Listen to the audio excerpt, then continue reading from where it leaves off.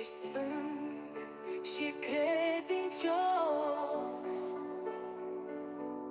Tu, Prinț al păcii, Domn milos, al Tău Duh Sfânt mereu cu noi, ne e scutare în război.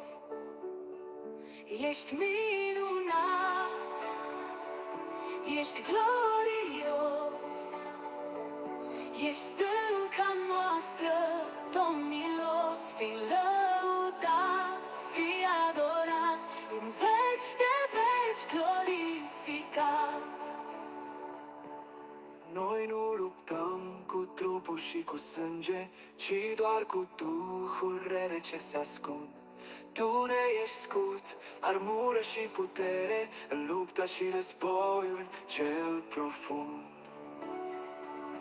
Ești minunat, ești glorios, ești stânca noastră, Domn milos, fii lăudat, fii adorat, în veci de veci glorificat.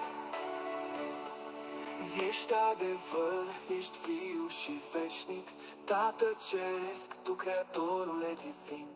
Îți împlinești orice promisiune, ne bucurăm de harul Tău din plin. Ești minunat, ești glorios, ești stânca noastră, Domn milos, fii lăudat, fii adorat, în veci de veci glorificat. Ești mângâiere și iertare, neschimbător și generos, un foc mistuitor, lumină mare,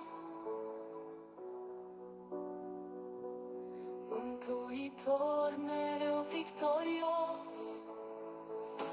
Ești minunat, ești glorios, ești stânca noastră, Domn milos, fii lăudat, fii adorat, în veci de veci glorificat.